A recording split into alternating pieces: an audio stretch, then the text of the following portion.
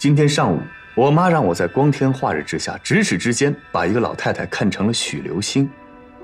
所以对手能做到这样，不是没有可能。另外，别忘了，巴比哪吒诈尸的时候，卢永华也在现场，所以这场表演定是偷梁换柱。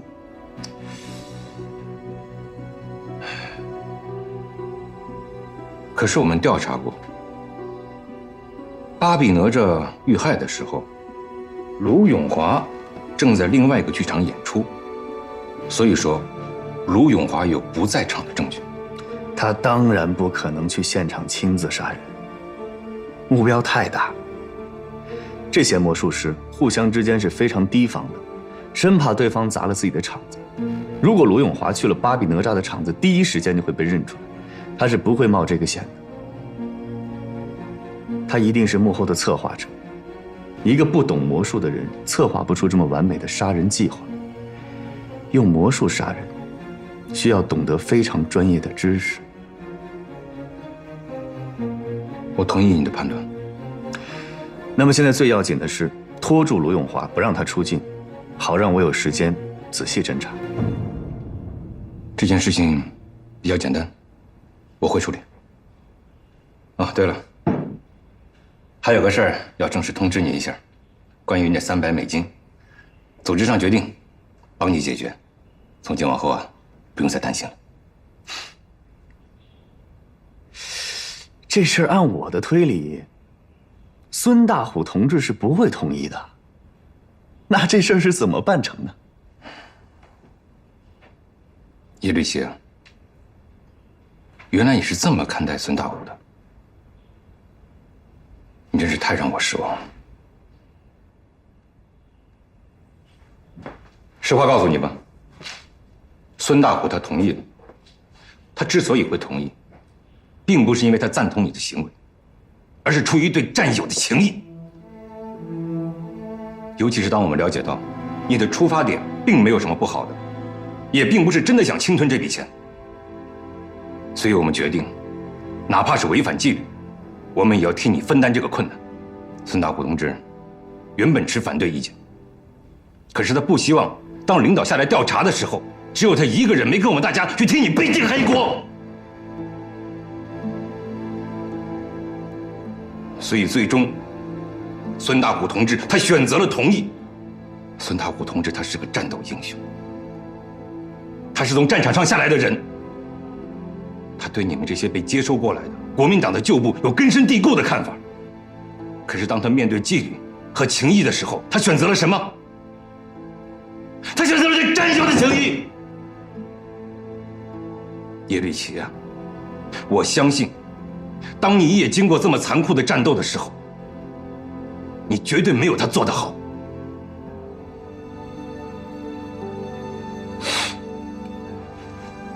我就这样，有些陋习怕是这一生都改不掉。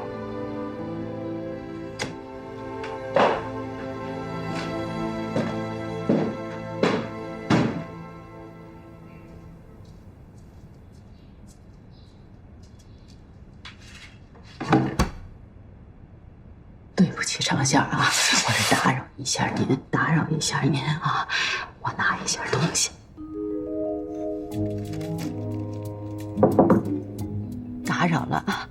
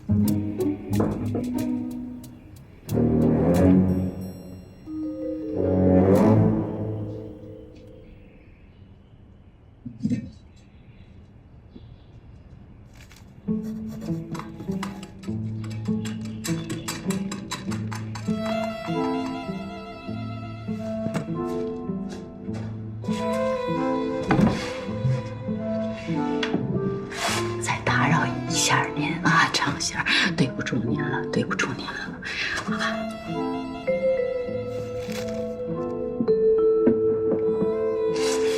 常仙保佑，我儿子他老想跟我斗这小麒麟，他哪是我的对手啊？你说是不是啊？常仙保佑，你得好好治治他，让他跟我这儿老实点儿。放这儿了啊。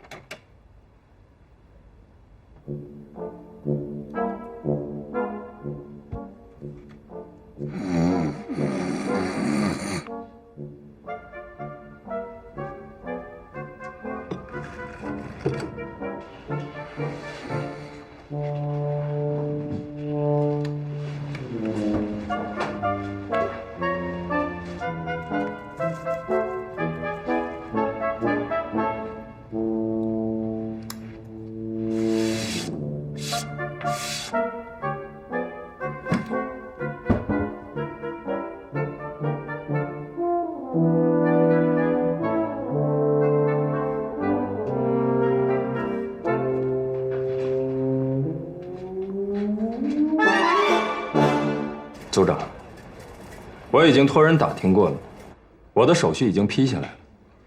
不知道你们为什么不肯给我？我不想把事情搞得很大，可是我内人很着急。他认识不少新闻界的人士，几次说要披露这件事情，但都被我阻拦下来了。我不想大家搞得很难堪。没错，手续是批下来了。可是你卢大师怎么忘了，你夫人控告耶律齐同志勒索$3000的事儿，我们还在调查之中。你私藏外币也是违法行为，先刑事后民事，这是全世界通用的原则。我想你卢大师见多识广，不会不知道吧？不要着急嘛，香港就在那里，又跑不了。等我们调查清楚，自然会对你放心的。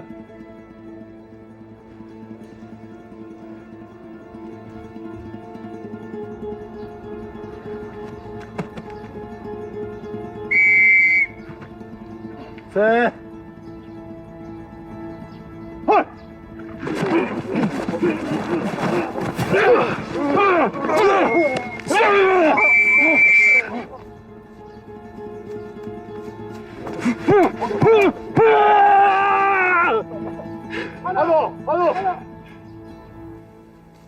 来，谢医生。不客气。穆医生，检查时间到了，外面还有病人吗？还有最后一个了。那让他进来吧。好。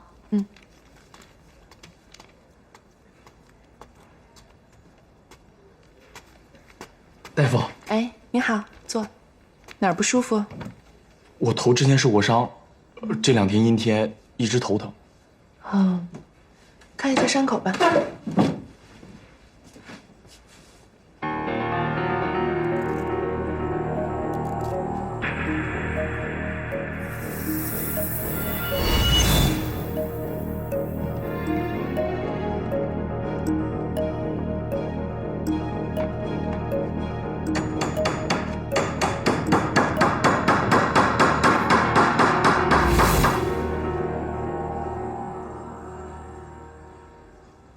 行，伤口没有什么异常啊。这样，我先给你开个单子，今天其他科室都已经下班了，叫什么名字？刘天芳。然后呢，你明天拿着这个单子再到医院来一趟，做一个详细的检查，好吧？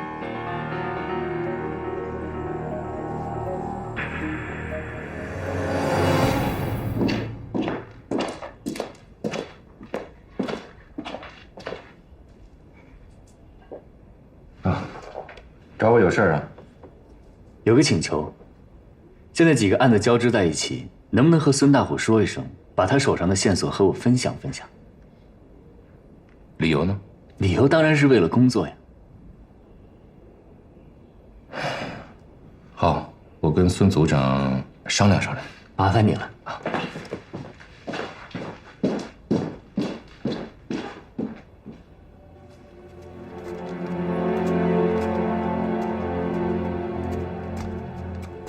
护士同志，我问你一下，你们医院这个穆大夫，平常是不是喜欢穿男人的衣服？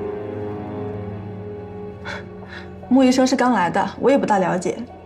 哦，那他身上这股味道好像有点特别啊。啊，那是来缩水的味道。医院的人呐，身上都有。不过穆医生好像有洁癖，所以他消毒的次数格外的多，味道就会有些重了。还有啊。哎呀，同志，你问这么多干什么呀？啊，不好意思。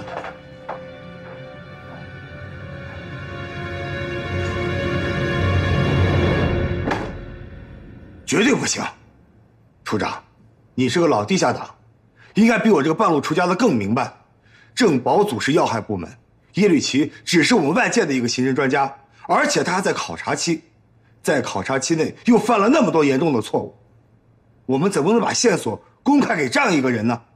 这个我知道，但是特事特办也不行吗？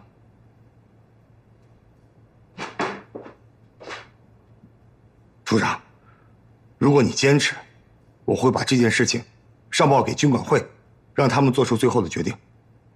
你坚持你的原则，这是对的。好了，这件事我知道了。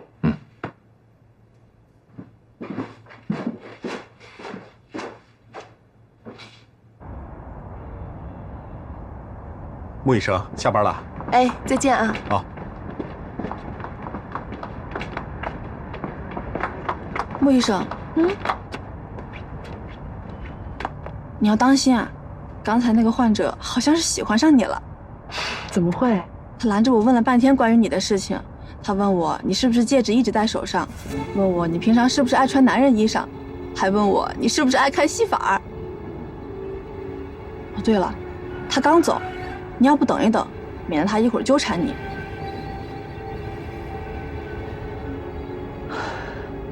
他往哪边走了？他往那边走了。啊，谢谢啊。啊，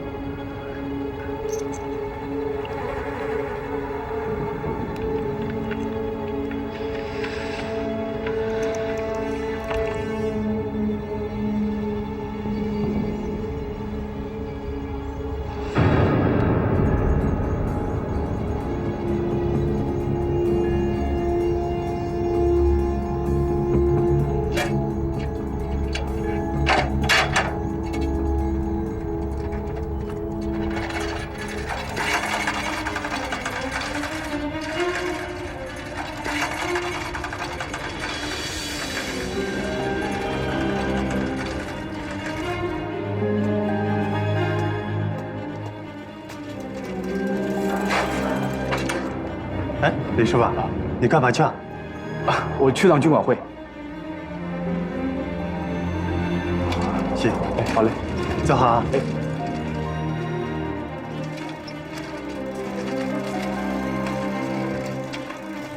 嗨，这么巧，穆大夫。一起走吧，我捎你一段。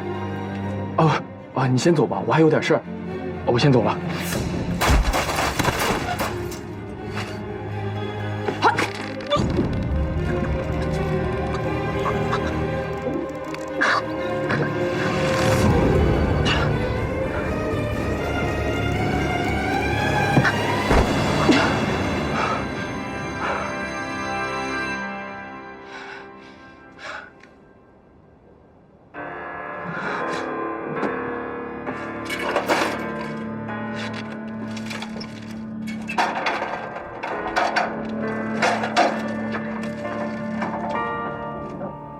处长，孙大虎连您的面子都敢不给啊？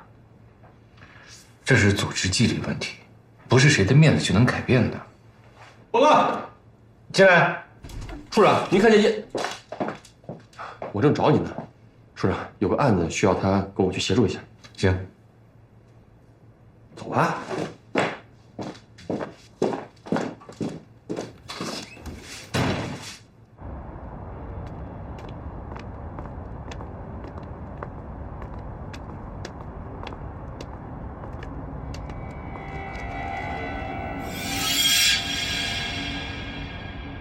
哎，耶律，你看他的伤口怎么跟巴比哪吒那个那么像啊？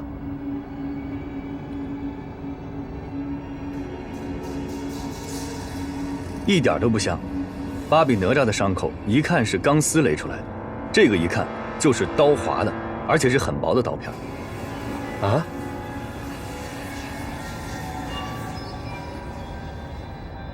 行，你是专家，你说不是那就不是。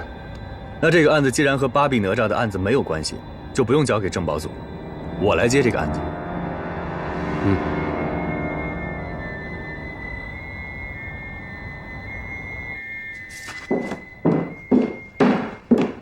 小雪，交给你一个任务。什么任务？吃饭。啊？真的，赶紧打扮一下，我带你去个高档场所。哎，可我也没什么衣服啊。等我一下。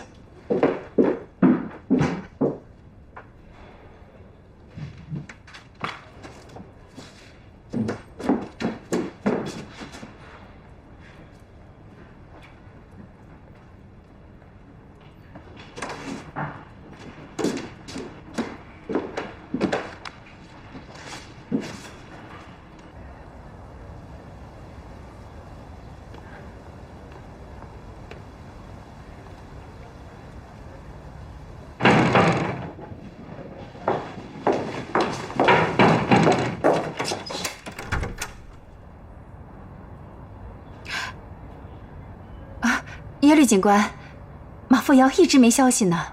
我不是来问他的。啊？你有没有几身像样的旗袍？最好是没穿过的。有啊。能不能拿2身借我用呢？我这一个罪人，命都是政府借给我的，什么借不借的，您尽管拿去用啊。等会儿，口袋里翻一翻，别落下钱什么的。哎，我现在就去拿。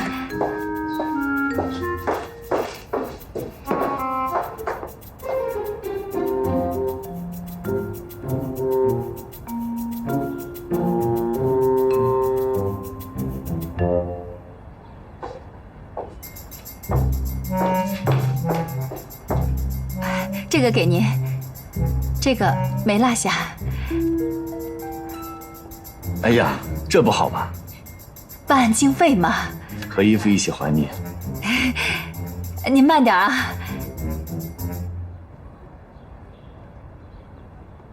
来的时候2手空空，走的时候拿了一包东西。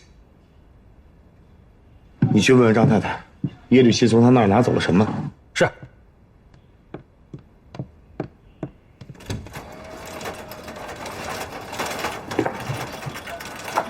西班牙餐厅，这是盐城唯一一家西班牙俱乐部。从现在开始，你有口福了。每周3次来这里用餐交际，你的任务就是尽快和老板混熟，查清楚平时都有哪些可疑的人物来这里用餐。那这儿应该挺贵的吧？何止贵，这里是会员制，等闲人就算有钱，这里也不接待。那人家凭什么接待我呀？我有面子呀。解放前的时候，我帮西班牙领事馆驻盐城领事追回了他被盗的赃物，作为回报，他给我写了一封入会的介绍信。那钱呢？我请客。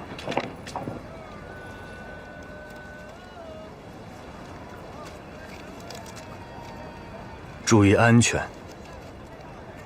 哦。去吧。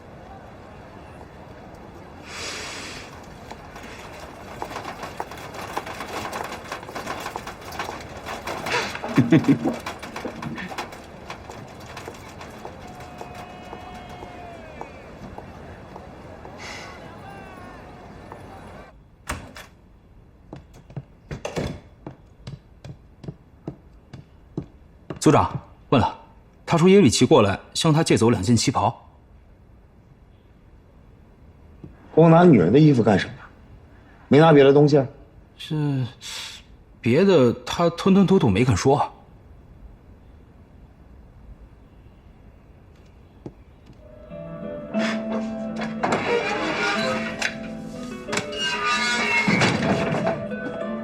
哎，你好，小姐。啊，你好。我们这里是会员制，不接待外人。啊，是罗德里格斯先生介绍我来的。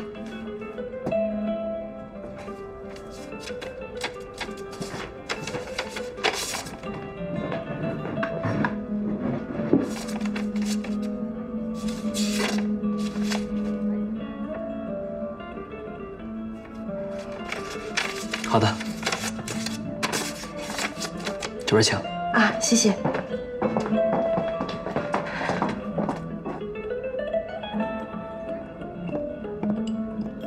请。您稍等。谢谢。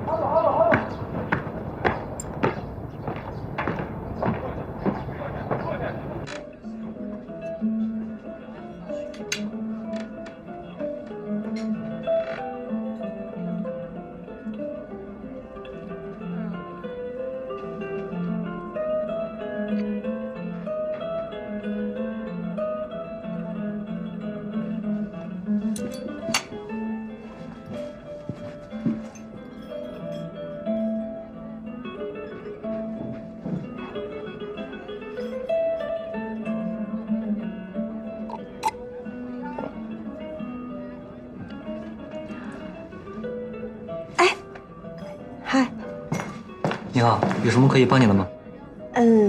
你们这饭是不是有点夹生啊？是。那能不能帮我叫厨师重新加工一下？好，我这就给您端到后厨。啊，谢谢啊。你稍等。好。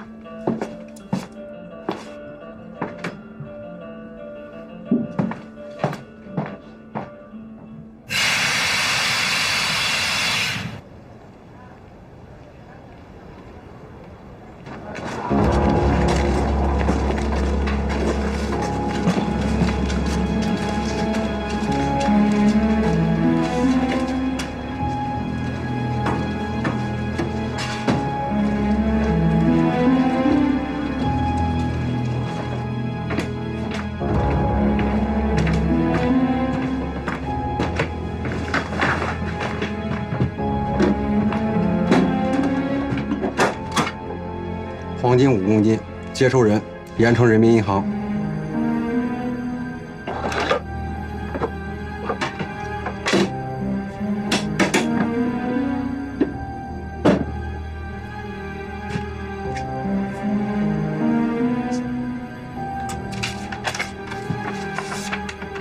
请放心，注意别弄顺风。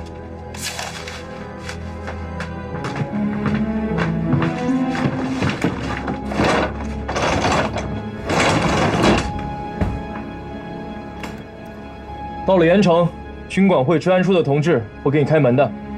好的，把它封上。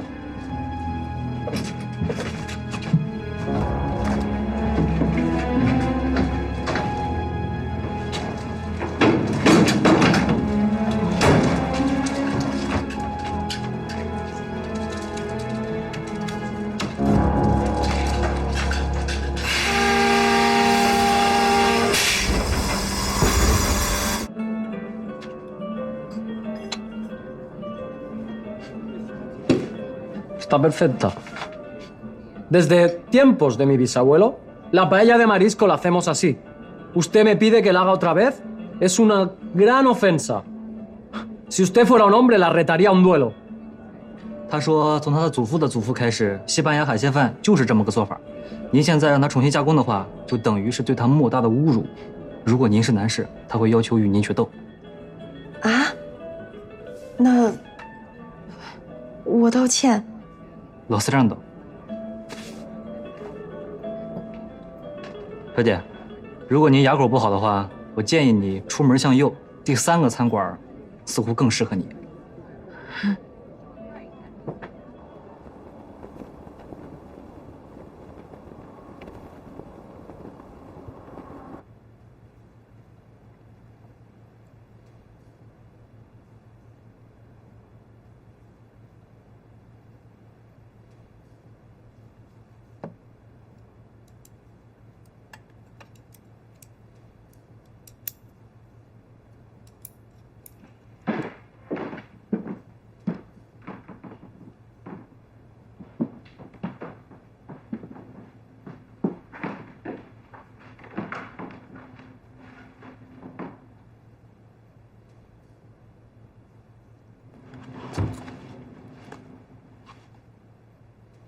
在酒吧没吃饱啊？你什么时候进来的？你就别提了。我在那酒吧，他们给我做那个海鲜饭是夹生的，我让他们重新加工一下，然后就出来个厨师，鸡翅白脸噼里啪啦说了一大堆，差点把我给吃了。在西餐里，有些食物是不需要烧熟才能吃的。说说，你跟他们混熟了吗？除了被那个厨师说了一顿，根本就没人理我。不应该呀，他们不知道你是西班牙领事介绍过去的。知道，还有那个服务员，脾气特别的坏，阴阳怪气的。他还建议我去另外一家馆子，你知道什么馆子吗？门口那个周鹏。我知道了，这帮势利眼一定是知道西班牙领事已经逃离盐城，所以才不把你放在眼里。哎，那我明天是不是就不用再去受那份洋罪了？当然不行，西班牙领事靠不住，你就得靠你自己。小雪，你必须要靠你自己的能力去征服这帮势利眼。那就算是我咬着牙把那一大盘夹生的饭都给吃了，估计也没有人理我的。征服这帮人，等我一会儿。啊？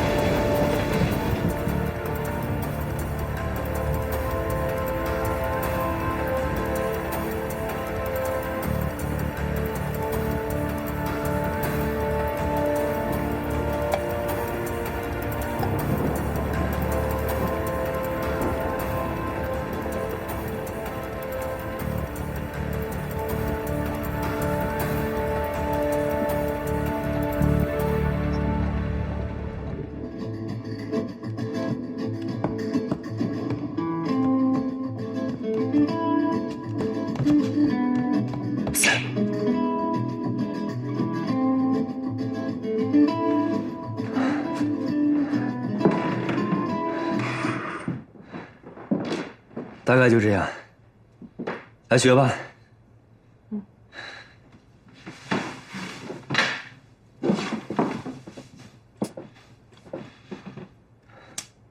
我们为什么要大费周章的去跟一个厨师和服务员交朋友啊？你看不起他们？不是我看不起他们，是他们看不起我。你听说过西班牙绞杀索吗？其实就是一根钢丝，平时可以藏在袖口和身上的腰带里。你的意思是说，杀死巴比哪吒的这个凶器是一根钢丝。对，这种武器非常难驾驭。它虽然锋利隐蔽，但是使用不当会伤到自己。我认为能够驾驭这种武器的人一定有西班牙背景，而在盐城，有西班牙背景的人多数都会去这间俱乐部。这家俱乐部很多人都认识我，所以我不方便去。你明白我的意思吗？嗯。来学动作吧。西班牙舞最重要的是甩裙，就是我刚才做的这个动作。甩裙。嗯。来。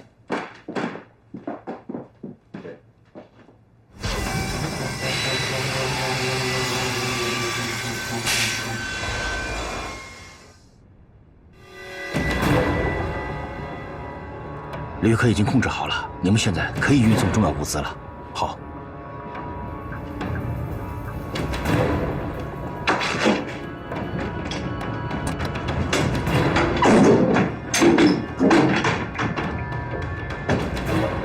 到站了，出来！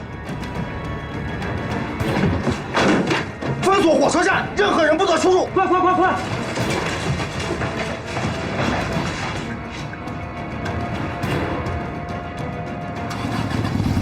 出发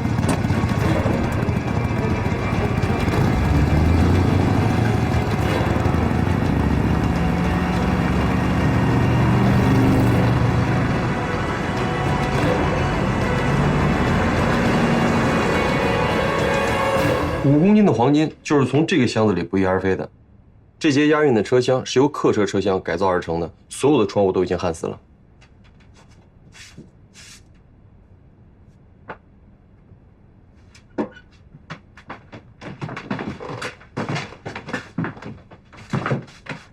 通往这节车厢有2个进口，那边那扇门也已经封死了，就只剩下咱们刚才进来那扇门可以进出。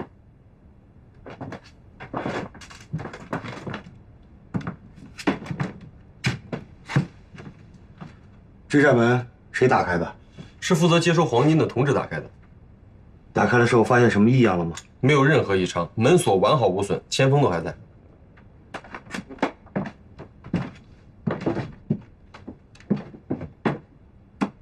这个窗户上怎么没玻璃？因为整节车厢都是密封的，这是通风口，非常的结实，连只猫都钻不过来。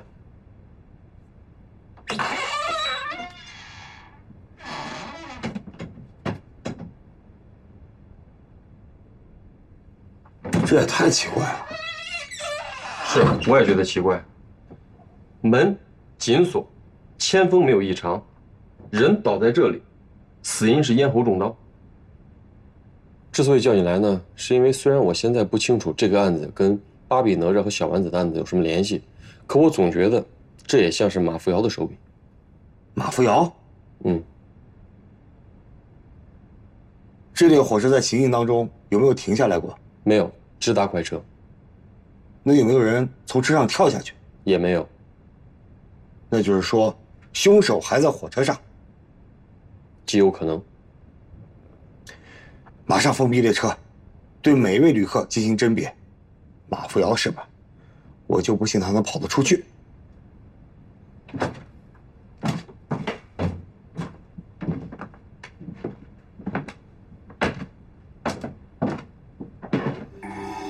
咱们这一趟一共是8个警卫战士，主要是在车厢内巡逻，保证列车的安全。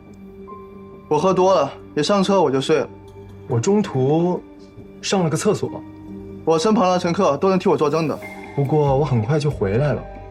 哦，当时厕所前面可有不少人呢，他们可都看着了呢。咱们押车的战士能不能进入银行的那节车厢？这也不行，咱没钥匙呀。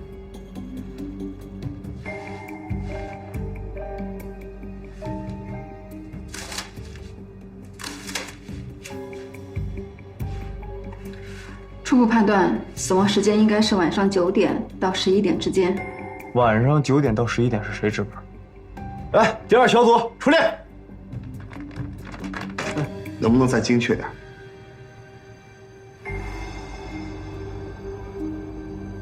他们4个都有谁进入过银行那些车厢的连接处？他们分成2个小组，流动巡逻应该都去过吧？押运员被杀，5公斤黄金失踪，这个案子和小丸子、巴比哪吒被杀案有相似之处，都是在密闭空间做的案。还有其他的线索吗？有4名警卫战士在案发前后接近过这个车厢，可是他们说都没有听到什么动静，以为押运员在车厢里睡着了，所以都没有留意。至于有没有其他的旅客接近过这个车厢，我们正在调查。可以肯定的是，这个火车没有停过，所以中途没有人下车，凶手肯定还在车上。对这一点，我倒并不乐观呢。既然凶手可以想出这么巧妙的办法杀人越货，那他一定给自己安排了一条后路。我们组的所有人员正在对旅客进行挨个的甄别。火车上一共有1089名旅客，挨个甄别大概需要2天的时间，这还不排除万一发现新线索重新甄别的可能性。所以这些旅客暂时都不能离开，这一点还需要处理批准。2天的时间。好，我批准。啊，对了，耶律有没有去过现场？他？没叫他。小孙啊，你记得，以后遇到这种疑案，一定要把耶律齐叫上，他比我们有经验。小丸子案和巴比哪吒案虽然已经被悬起来了，但是我相信，耶律齐的推论是最有说服力的，也是最接近案情真相的。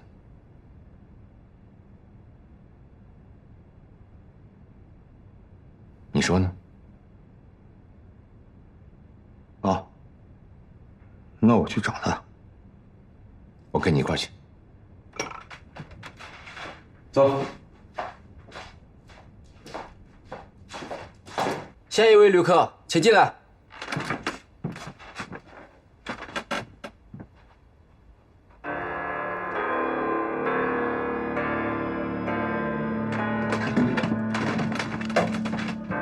姓名：白驹。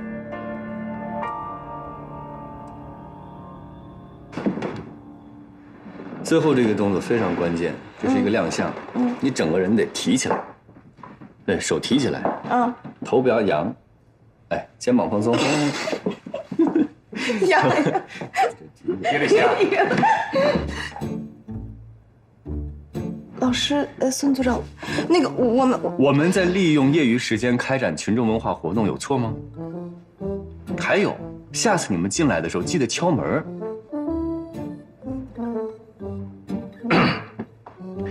利用业余时间，跟群众搞好关系，打成一片，挺好的，啊。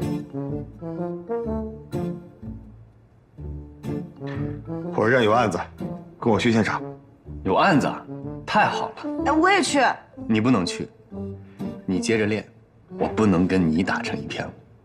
你可以问问处长，也许处长也懂西班牙舞呢。但记住，西班牙舞最重要就是2个字儿：奔放。奔可以，放不行。小许，你要时刻记住自己是共产党员，要注意在群众中的影响。想要跳好西班牙舞，就要把一切人都不放在眼里，不要在意别人说你什么。加油！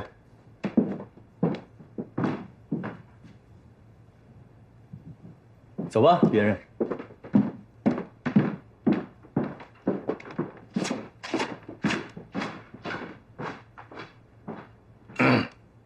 那个，跟群众搞好关系，挺好的，啊。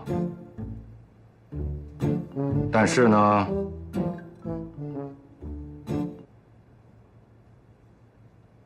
不要在办公室，影响不好。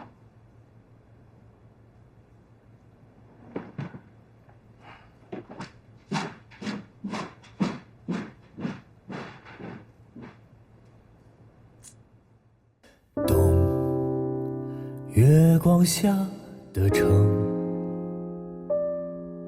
北风中是谁的白雪皑皑，凌乱的脚印，东江的行李不必打开，免得逃避难为情。春死都不愿改，改不掉总是对我很慷慨，交给我的心，习惯了偏执的距离，一再小心也逃不过易碎的你。在哪里等着你来，来把这心打开，别说你不怕被害。在哪里等着你回来，来去也许不该，错过彼此的精彩。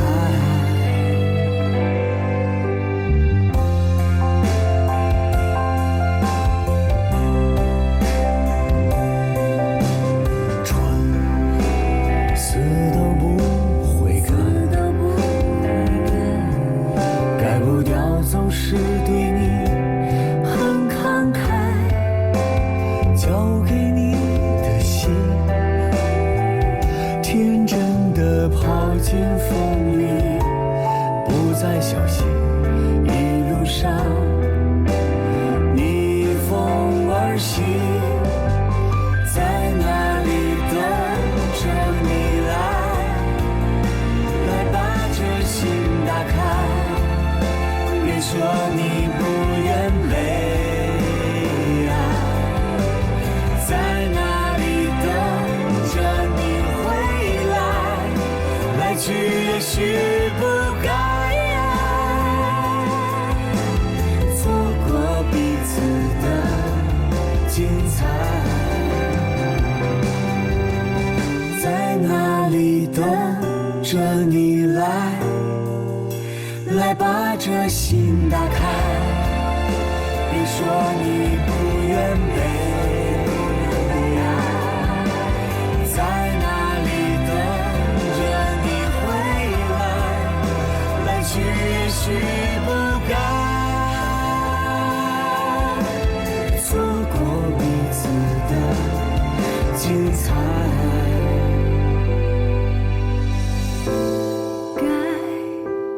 或是不该，那么一定是精彩，精彩的不该。